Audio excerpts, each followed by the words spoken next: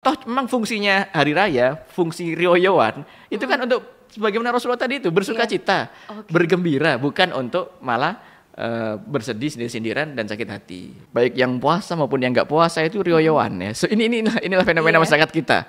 Baik yang puasa maupun yang nggak puasa rioyoan kabeh. Pengen mengapresiasi diri, beli baju baru supaya tampil lebih keren dan sebagainya, bergembira, oke, mungkin bagus. Tapi kemudian lama-lama, loh, ini kok jadi kayak semacam tuntutan ya?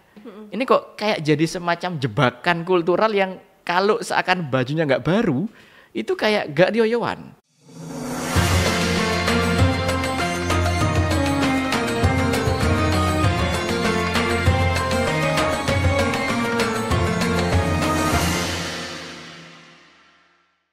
Assalamualaikum warahmatullahi wabarakatuh Sobat K. Kembali lagi kita di Dakwah Milenial K Radio Jember bersama Ustadz Hutri. Sudah hadir bersama Alifa di sini. Assalamualaikum Ustadz Hutri. Waalaikumsalam warahmatullahi wabarakatuh. Sehat hari ini, masih puasa ya Ustadz? Alhamdulillah sehat, semangat. Emang motel. Jangan sampai ya Ustadz ya. Nah, hari ini nih Sobat K, kita bahas yang spesial karena udah mendekati lebaran nih Sobat K. Sudah gak terasa hampir 30 hari ya kita puasa nih Sobat K. Dan gak kerasa juga dalam 30 hari itu siapa nih yang suka bolong-bolong ibadahnya. Kecuali perempuan ya yang haid ya, ada uzur tertentu. Tapi kita kan ada pahalanya masing-masing nih, 10 hari pertama, 10 hari kedua, 10 hari ketiga. Tapi justru nih Ustadz Hutri ya, kalau di sini rata-rata 10 hari pertama masjid rame, 10 hari kedua mal-mal rame, 10 hari ketiga terminal yang rame. Semuanya fokusnya di satu hari saat lebaran, 1 Syawal nih. Kita bahas fenomena ini Pak Ustadz. Menurut Ustadz Hutri, gimana kita memandang fenomena tersebut? Baik, bismillah, alhamdulillah, salatu wassalamu ala rasulillah maba'du. Teman-teman, Sobat Ki yang dirahmati oleh Allah Subhanahu wa taala, itu adalah satu fenomena yang masyarakat kita dan kita semua udah melihatnya bareng-bareng. Jadi pas ketika sejak bulan Rajab udah mulai Allahumma barik lana fi Rajab, udah rindu. Wa sya'bana wa balighna Ramadana. Sejak bulan Rajab udah diajari rindu pada Ramadan. Kangen banget sih. Awal Ramadan bener kerinduan itu. Waduh, semua masjid gak ada yang cukup, selalu beber karpet, beber kloso sampai di jalan-jalan. Tapi itu baru berlaku hari pertama, di pekan pertama. Ada 10 soft, 20 soft ke belakang, Masya Allah hebat kaum muslimin. Conditioning sejak bulan Rajab rindu, Ramadan datang bener. Nah di pekan kedua, Masya Allah soft-soft tadi itu yang 20, 10 mengalami kemajuan. Softnya maju, 20 soft maju jadi cuma 3 soft, jadi 2 soft, bahkan sudah 1 soft beberapa dan sebagainya. Di pekan ketiga, pekan keempat udah mau mendekati hari raya, itu bahkan di beberapa musola itu antara imam, makmum, muadzin rapel jadi satu. Sampai saking ludesnya ini, kemana perginya kaum muslimin ini, kemana perginya umat Islam? Ternyata setelah kita melakukan survei membuktikan kaum muslimin melakukan hijrah, eksodus, pindah dari yang sebelumnya Masjid Al-Ikhlas atau Masjid Al-Mutakin, pindah kemana? Lipo, Roxy, Matahari, pindahnya ke situ, lari ke situ, eksodus, hijrah gitu dan sebagainya. Nah, maka dari itu, Sobat K yang dirahmati Allah Subhanahu wa taala, kita ini udah harus mulai mikir lebih beneran nih, mikir harus lebih esensial, lebih kayaknya nih makna hari raya yang asli tuh kayak gimana sih gitu. Apakah Ramadan udah ibadah puasa terus kemudian hari raya selesai udah dianggap sempurna? Apakah ini kayak semacam ritual tahunan yang berlalu begitu saja? Atau ada sesuatu yang lebih dari itu? Nah, dan saya yakin Sobat Ki semua pasti baik yang puasa maupun yang nggak puasa itu rioyoan ya. So, inilah fenomena masyarakat kita. Baik yang puasa maupun yang nggak puasa rioyoan kabeh. Semuanya mengalami hari raya. Kenapa? Itu satu mekanisme kultural yang membuat kita semua otomatis terlibat di dalamnya. Gitu.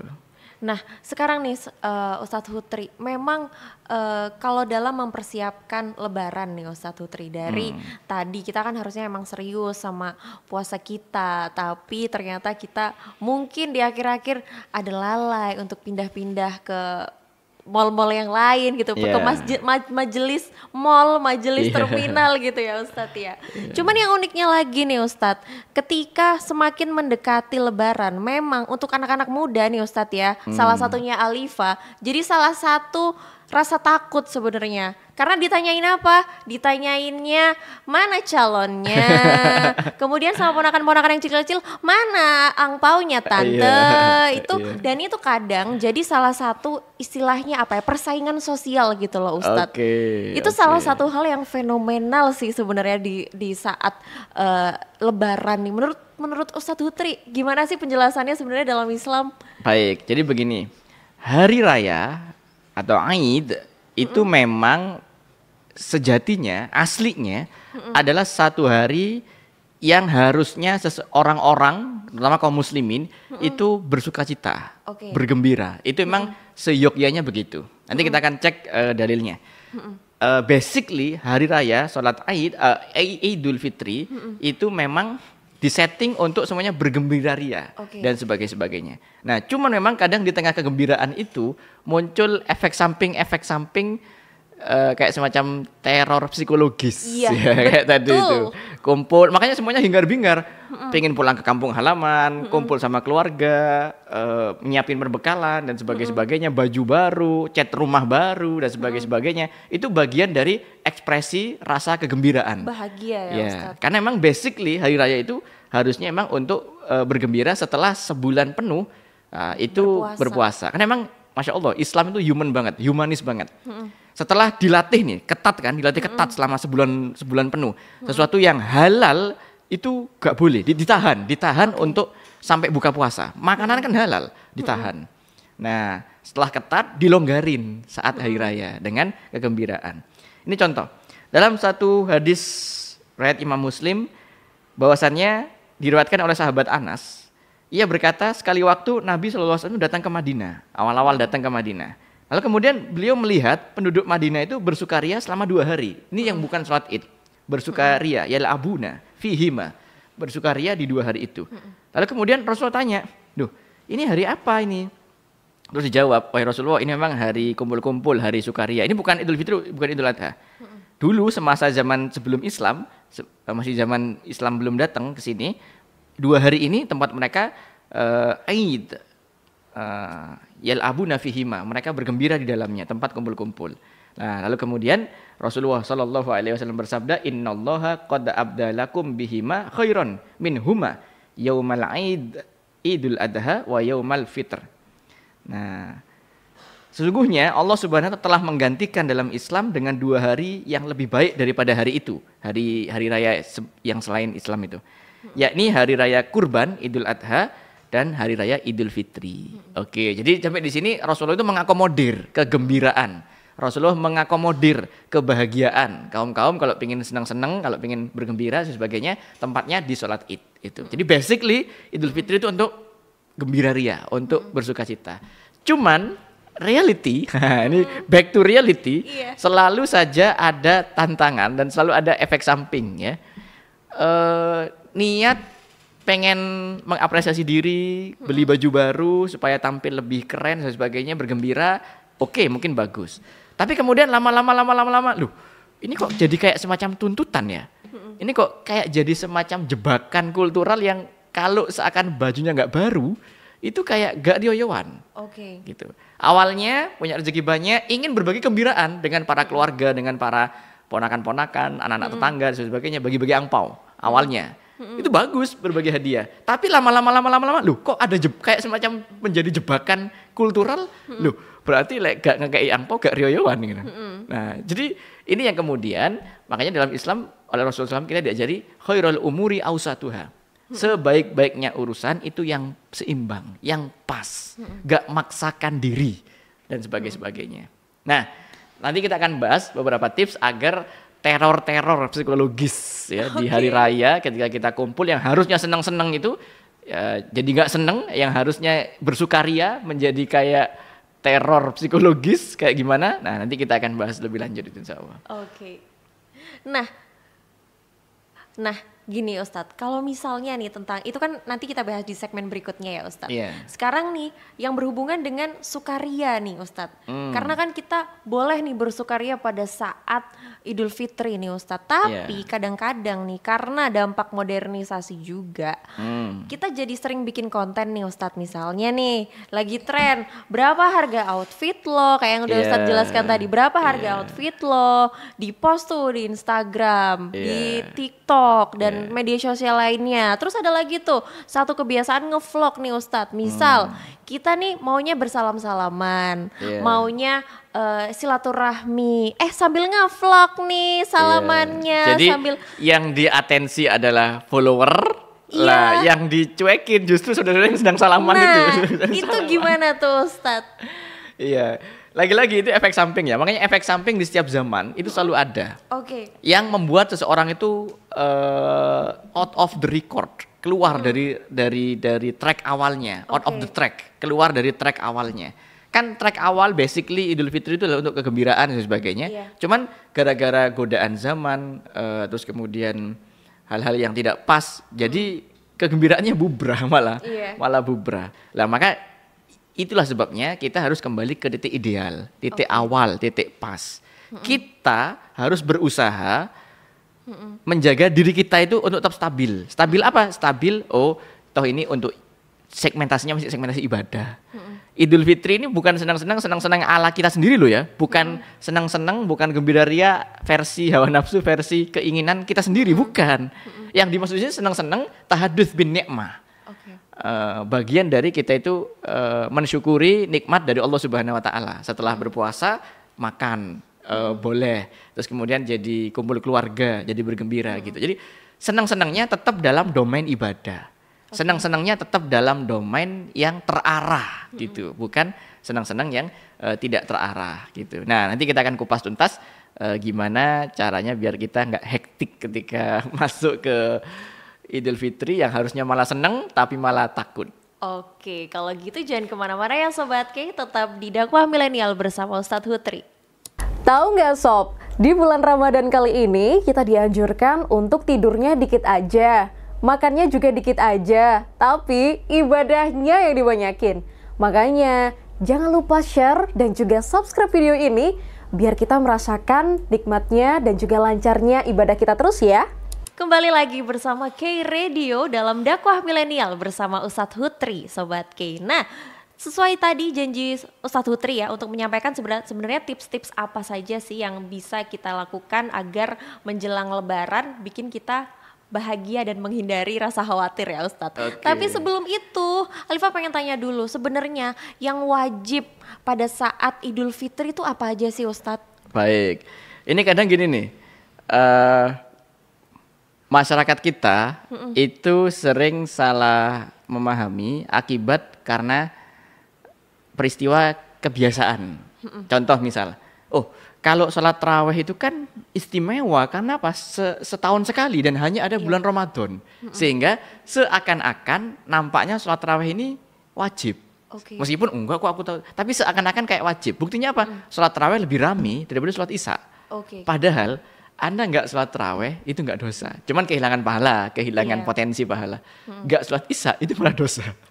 Nah, jadi sering terselip. Nah, termasuk sholat Idul Fitri. Nah, karena ini kan setahun sekali nih, kapan lagi nih? Ini di antara semua ibadah gong puncaknya itu di sholat Idul Fitri. Wajib nih kayaknya. Sholat Idul Fitri hukumnya justru sunnah muakkadah, sunnah yang ditekankan. Nah, yang wajib apa tadi? Kembali ke pertanyaan. Yang wajib itu justru menjaga perasaan orang. Itu wajib. Jadi Anda sholat Idul Fitri, lalu kemudian di saat yang sama Anda nyindir sana, nyindir sini, Anda membuli para jomblo di keluarga Anda. Bahkan gak jarang bikin jomblo itu jadi kayak insecure mau kumpul sama keluarga. Waduh, ketemu Pak D, ketemu budeku maneh. Engko ditakoni ini jodohmu. Duk, awakmu gak laris-laris, Duk. Tanggone dhewe lho, Duk. Wis go gandengan, Duk. Waduh, itu kayak berat itu, Ustaz. Pengennya sih kayak aja, kayak ceplos gitu aja, kayak los gitu. Tapi gak paham ada yang tersakiti. Maka yang lebih wajib itu adalah menjaga perasaan orang. Yang lebih wajib menjaga hak-hak kaum muslimin, orang dan sebagainya gitu. Itu diantara hal yang wajib. Menjaga ketaatan dan kepatuhan kepada orang tua itu wajib, itu wajib. Sebenarnya Meskipun ya, nggak Ustadz, terbatas pada hari raya aja gitu. Kalau yang sunnah Ustadz, Nah, yang sunnah dilakukan saat lebaran. Ya, kalau yang sunnah dilakukan saat lebaran itu jelas. Yang sunnah muakkadah, muakkadah ini berarti sunnah yang ditekankan. Baik. Yang grade-nya itu, bobotnya, grade-nya itu di bawah wajib, setingkat dengan wajib. Tapi dia bukan sunnah biasa, dia sunnah yang lebih istimewa dibanding sunnah-sunnah yang lainnya. Oke. Gitu. Contoh kalau misal kayak pakai cincin, pakai surban itu sunnah aula, sunnah yang berbasis kebiasaan. Artinya Rasulullah pakai cincin, Rasul pakai surban, tapi Abu Jahal, Abu Lahab juga pakai juga. Oke. Gitu, itu sunnah aula. Grade-nya ya oke, bagus, tapi level di atasnya lagi apa? Sunnah ketika masuk ruangan kaki kanan, keluar ruangan kaki kiri. Masuk kamar mandi baca doa dan sebagainya. Itu di atasnya lagi dibanding pakaian dan sebagainya. Nah, sekarang sunnah yang paling atas itu sunnah muakkadah. Nah, sunnah muakkadah, sunnah yang hampir-hampir di atas, hampir-hampir wajib gitu. Tapi ketika tidak dilaksanakan dia tidak berdosa. Nah, di antaranya adalah sholat Aid, sholat Aid. Nah, sholat Aid ini terutama Idul Fitri itu diharapkan teman-teman berbuka dulu. Jadi kemudian setelah sholat subuh itu menyengaja membatalkan puasanya supaya apa? Ini menjadi diferensiasi gitu loh. Ketika sebulan penuh kan sahur kan, habis subuh kan kayak imsak gitu loh. Nah, itu di 1 Syawal kita disunahkan untuk makan makanan dulu untuk menjadi diferensiasi. Oh, ini sudah selesai nih puasa Ramadannya nih dan sebagainya. Tapi kebiasaan ya kita, kaum kita habis subuh mangan sarapan yang banyak, saya itu tidur lagi, ketiduran, bablas sholat idnya, sholat idnya bablas. Ya gini loh, kadang kaum kita tuh suka ngentengkan, oh kan tadi Ustadz bilang, sholat itu kan cuma sunnah. Loh bukan cuma sunnah, justru karena ini sunnah eman untuk ditinggalkan. Jadi bukan cuma sunnah, tapi justru karena ini sunnah, sangat eman untuk ditinggalkan. Gitu. Nah itu diantaranya. Lalu kemudian memakai pakaian yang terbaik. Ingat ya, pakaian terbaik bukan terbaru. Beda. Kadang ada pakaian yang terbaik itu yang nyaman di kita, yang pas di kita, pas di hati, pas di orang-orang, pas secara syariat juga pas. Itu yang terbaik. Meskipun kadang kita belinya 2 tahun atau 3 tahun yang lalu. Tapi ada pakaian yang terbaru tapi amburadul dan sebagainya. Ini bukan yang terbaru tapi yang terbaik. Libasul khair. Pakaian yang terbaik sehingga itu apa ya? Pebunga teh mencantreng medura Kak Dintoki. Jadi membungakan hati kita biar waduh, jadi kayak senengnya itu berlipat-lipat gitu loh. Ya, memakai wewangian bagi laki-laki memakai wewangian dan juga datang ke masjid gitu. Nah, sekarang kita masuk ke tips-tips nih Ustadz. Nah, gimana caranya menangkal untuk rasa khawatir atau bagaimana cara itu mengatasi nih kalau misalnya pas lagi lebaran, lagi kumpul, Alifah mana jodoh kamu? Itu saya nggak tahu ada di mana ya Ustadz ya. Itu gimana cara menangkal itu Ustadz? Jadi gini teman-teman, pasti semua di antara kita itu punya rasa insekuritas. Ada titik-titik kita itu kalau disinggung di situ itu insecure gitu. Kalau yang lagi jomblo, pas lagi usianya udah matang tapi jomblo itu masalah jodoh itu insecure. Ada juga yang insecure di titik ekonomi atau finansial misalkan. Ada juga yang insecure di titik gue mobil apa kamu? Mobilmu apa dan sebagainya gitu. Ada insecure anak ya, keturunan dan sebagainya. Setiap manusia pasti punya titik itu gitu. Nah, maka ini perlu kita detailkan. 1, kalau kita sebagai diri kita sendiri yang mendengar atau yang berinteraksi atau mendapatkan pertanyaan, mendapatkan omongan yang kayak gitu-gitu, kita kudu kuat mental. Kudu kuat mental. Sejak awal sudah kita harus menyediakan ruang, space kesabaran dalam hati kita. Kenapa?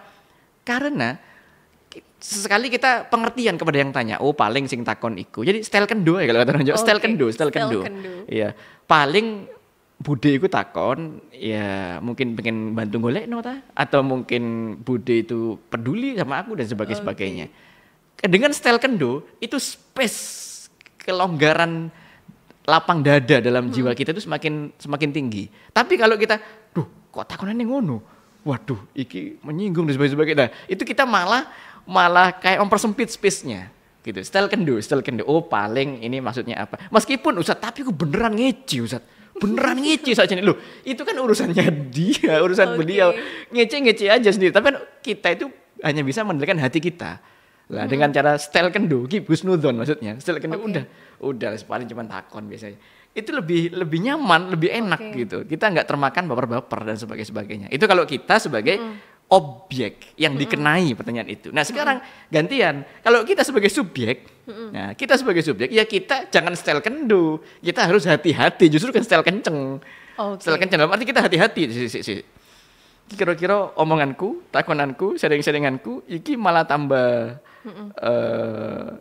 koyok terkesan mengini atau memprovokasi atau membuli atau ya apa ini sebagainya. Jadi kita harus kenceng, kita harus enggak deh, kayaknya ini kurang seru deh obrolan, ya cari obrolan lain yang lebih seru dan sebagainya.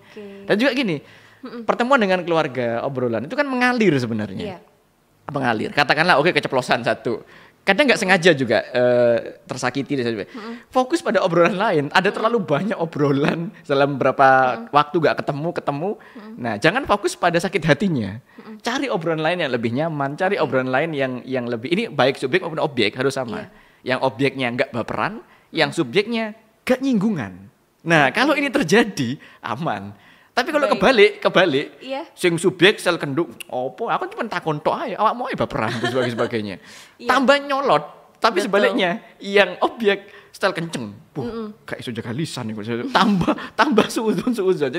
Jadi yang objek style kendu, ya keep it walles lah, it walles. Yang subjek hati-hati dalam menjaga lisan, hifdzul lisan, salamatul insan. Menjaga lisan itu bagian dari keselamatan manusia gitu. Jadi itu tips yang pertama. Tips yang kedua tadi, obrolan itu ada banyak. Kalau mungkin terjebak dan nggak sengaja keseliu kepada satu obrolan yang kayak mulai nggak nyaman nih kayaknya dan sebagainya, cari banting setir langsung. Cari kepada isu-isu, kepada hal-hal yang menarik ini misalkan. Misal, ini kan musim-musim politik nih, ya, musim-musim politik. Lalu kemudian pas saat Ramadan saling delok story, lu kok beda pilihan nih dan sebagainya. Begitu ketemu, awakmu debat capres mari loh. Debat capres itu udah selesai, udah 5 kali sesi, udah selesai tuntas. Lah sekarang bukan debat capres, debat keluarga, pendukung capres. Iya, jadi ketika ini kok kayaknya isu ini, nah gini, ada masing-masing keluarga kan beda-beda ya. Ada mungkin keluarga terpelajar dan memang keluarga yang memang basicnya politik. Itu malah seru, misal berbeda. Ngomong program, ngomong keunggulan, ngomong apa, itu malah bikin asik, seru dan nyaman. Tapi sebaliknya ada keluarga-keluarga yang justru itu kayak nyakitin gitu. Beda pilihan terus dan sebagainya. Nggak biasa menganalisa masalah itu. Sehingga kemudian ini mulai nggak seru nih. Nah, kita yang harus peka. Ini nggak seru nih, mulai nggak seru nih. Banting setir, cari obrolan lain. Yang lebih nyaman untuk semua. Toh memang fungsinya hari raya, fungsi rioyoan itu kan untuk sebagaimana Rasulullah tadi itu bersuka cita, bergembira, bukan untuk malah bersedih sendiri-sendirian dan sakit hati. Gitu. Malah kadang ya Ustadz, salah satu hal yang mungkin muncul karena baru-baru ini kita juga musim politik ya Ustadz. Ini kadang di salah satu rumah atau mungkin di salah satu desa yang karena pendukungnya berbeda, akhirnya nggak silaturahmi Ustadz. Gimana nih fenomena ini kira-kira? Saran saya dibalik saja. Katakanlah wis bitas-bitas, wis tukaran, wis gontok-gontokan selama pilihan, selama pemilu, wis entek-entek wis dan sebagainya.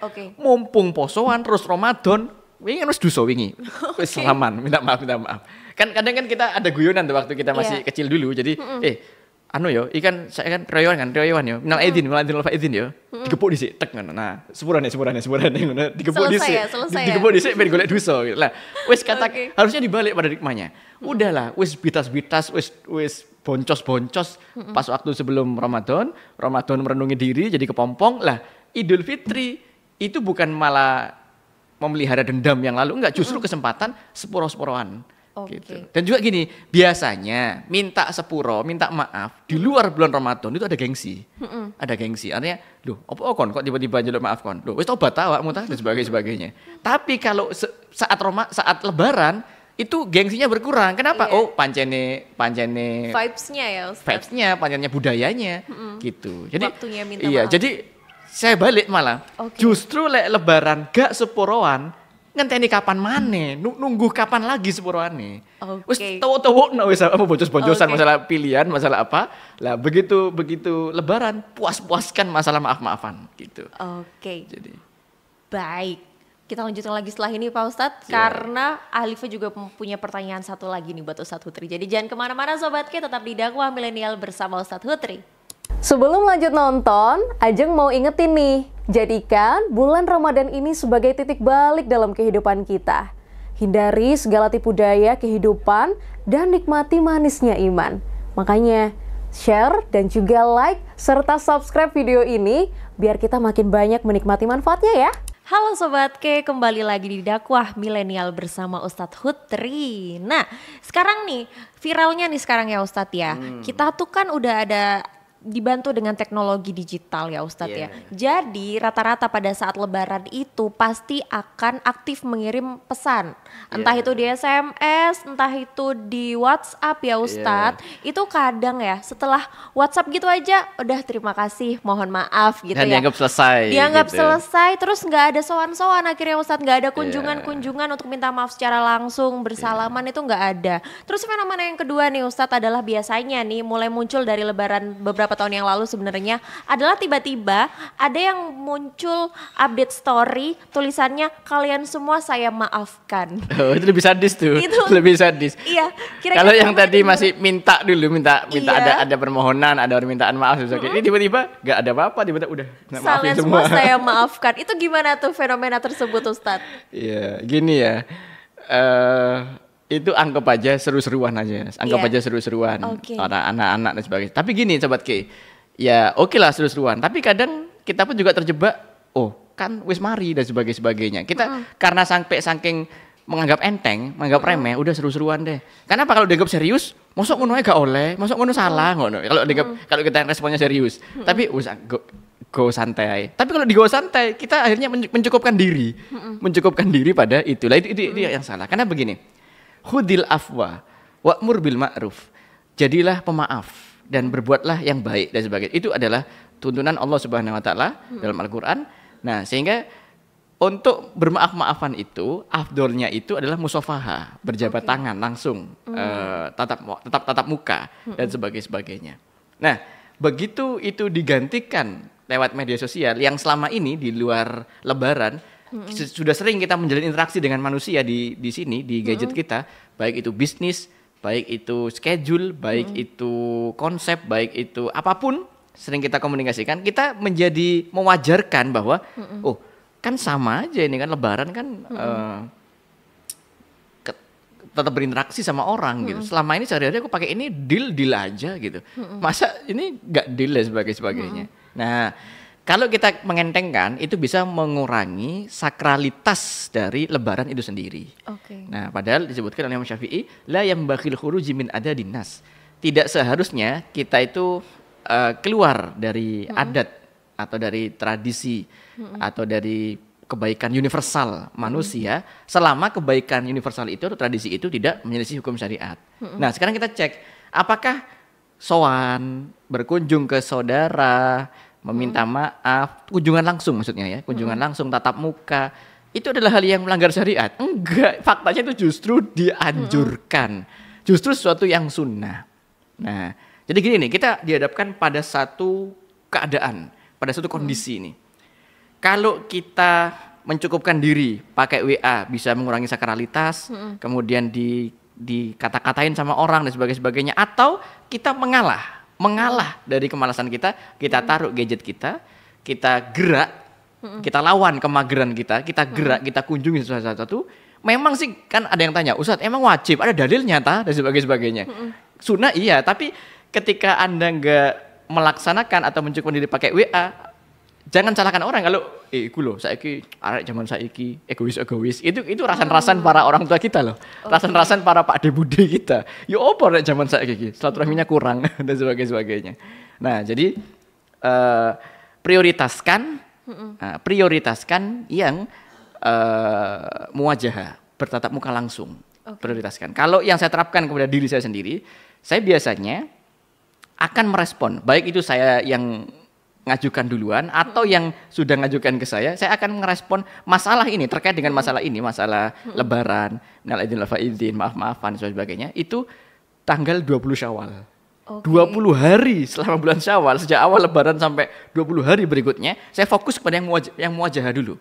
Yang muwajahah dulu. Ya, tentu kalau janjian, kalau apa pakai HP masih wajar lah ya. Misalkan jenengan ada di rumah mboten dan sebagainya, itu masih wajar gitu.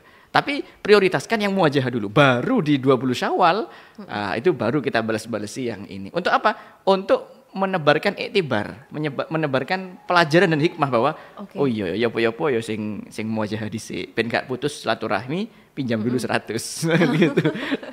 Nah, tapi apakah maaf-maafan menggunakan WhatsApp itu terlarang, itu haram? Enggak, memang enggak haram. Cuman gini loh teman-teman. Ada hal-hal yang enggak haram sih, boleh-boleh aja. Tapi kita harus pinter-pinter. Kita ini udah mulai gede loh, kita ini udah mulai dewasa. Kita bukan kanak-kanak lagi. Kalau sekedar Ustaz tapi kan boleh, tapi kan enggak haram Ustaz, tapi kan itu namanya mantik tufuli, logika anak kecil. Kita bukan anak kecil lagi. Kita udah harus berpikir sesuatu ini boleh sih, tapi dampaknya kok kurang elok ya. Sesuatu ini sama-sama bolehnya. Yang satu pakai WA, yang satu ketemu langsung. Bahkan derajatnya ini bukan cuma boleh, tapi di atas boleh, sunnah. Gitu. Nah, ya kita yang bukan lagi anak kecil, yang mulai lebih dewasa, mulai lebih mengerti keadaan, harus memprioritaskan yang lebih utama, yaitu muwajahah yang diutamakan ketemu langsung. Meskipun pakai WA gak dosa gitu. Nah, karena apa? Kita itu hidup di dunia yang serba ribet. Anda tidak bisa menyalahkan orang ketika Anda dikata-katain, ketika Anda memancing diri Anda untuk dikata-katain dan sebagainya. Tapi itulah dampak. Ya kalau udah kadung terus dikata-katain, ya harus kuat mental dan sebagainya. Masing-masing dari pilihan hidup kita. Life is choice. Hidup itu adalah pilihan. Setiap dari pilihan hidup kita selalu mengandung resiko, selalu mengandung dampak-dampak. Nah, orang yang dewasa adalah orang yang matang dalam mempertimbangkan dampak itu. Sobat K, kita semua masuk di usia muda, memang masih ababil sih, anak baru labil. Nah, tapi mulai belajar. Makanya K Radio ini dalam dakwah milenial ini kita mencoba membimbing nih, bareng-bareng. Yuk kita bareng-bareng belajar lebih dewasa. Agar orang tua kita juga nggak curiga terus sama kita ini yang anak muda-muda. Ya apa ada nom-noman lagi nge-game tok. Ya apa ada nom-noman lagi boros. Ya apa ada nom-noman lagi kayak gitu. Seakan-akan beliau-beliau melihat gak ada harapan masa depan untuk bangsa dan negara di tangan kita. Nah, sesekali lah senengkan hatinya. Berapa lama sih yang kita lawan, yang kita korbankan cuma satu, magernya kita itu tok. Cuma itu tok. Jadi begitu. Mungkin nih Ustadz bisa ditekankan ya Ustadz. Sebenarnya apa sih pentingnya kita bermaaf-maafan atau bersilaturahmi pada saat Lebaran? Jadi sebenarnya begini. Makanya jangan kaget ya. Saya juga agak-agak kurang sependapat meskipun saya tetap akan respect. Ada sebagian dari saudara kita kaum muslimin itu yang apa sih tradisi maaf-maafan ini itu bid'ah gitu. Memang kalau kita cek halal bihalal tradisi kita, halal bihalal di luar Indonesia.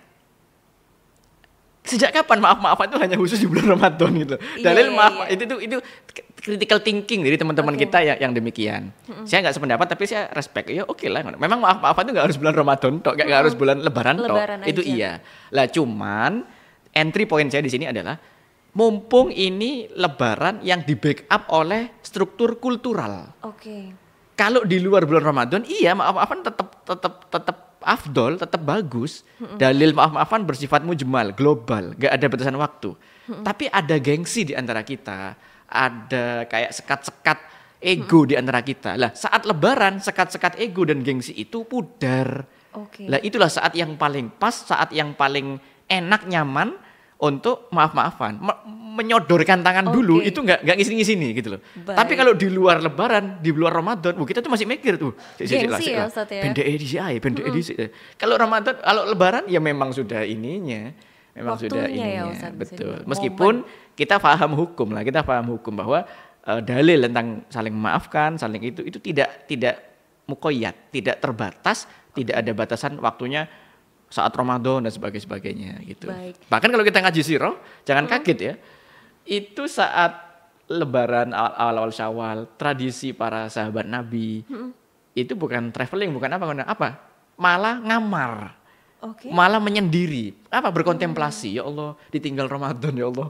Ya Allah, tahun depan iso ketemu lagi nggak sama Ramadan ini dan sebagainya. Kesedihan yang positif ya, maksudnya kesedihan Iya.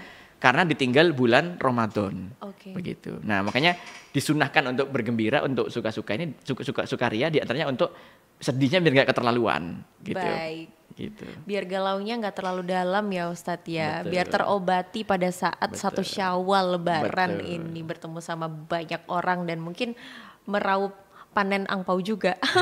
Bagi para bocil-bocil nih ya, Iya bocil-bocil bocil-bocil FF. yang masih dapet Iya. nih. Kalau Nah, Sobat K saya lihat peralihan, fasenya Oke. fase peralihan dari penerima angpau menjadi Pemberi. penerima dan penyalur. Oke. Enggak penerima dan enggak ada kan Iya, di iya, usia bisa muda gitu. dibilang. Kadang masih Iya. ada Pak De Bude yang ngasih, Yang seret, ngasih, betul. tapi ada lagi yang di bawahnya kita ada gitu. Iya. Akhirnya dikasih lagi gitu. jadi dua arah ya. Jadi nggak masuk kantong, masuk keluar lagi, masuk keluar lagi nggak jadi ditabung nih. Itu resiko di usia titik tengah itu seperti itu, usia remaja. Memang sebuah resiko ya Ustadz. Iya. Nah sekarang nih gak kerasa udah di ujung acara nih bersama Ustadz Hutri. Dan closing statementnya mungkin Ustadz, pesan-pesan untuk Sobat K dalam mempersiapkan lebaran agar lebaran kita lebih bermanfaat dan lebih barokah. Baik, Sobat K yang dirahmati oleh Allah Subhanahu wa taala, lebaran itu adalah satu peristiwa setahun sekali. Yang mana kita pun belum tentu nyampe ke tahun berikutnya.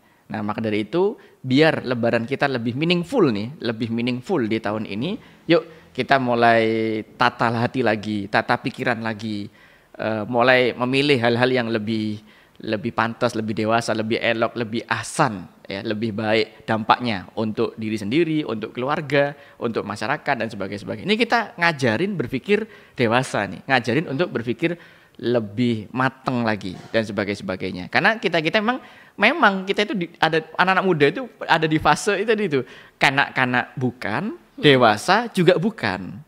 Nah, maka harus ada yang ngebimbing nih untuk terus berproses, terus lebih dewasa, lebih matang dan sebagainya. Nanti kalau setelah mendengar ini, kemudian Sobat K berkontemplasi, mikir lagi, lebih matang lagi, lebih baik lagi saat berlebaran dengan saudara. Wih, iki anakku koyo wis pantes gitu. Jadi jodohnya orang, misalnya gitu. Iki anakku kayak wis pantes nih, jadi orang sukses. Kayak anakku wis gede.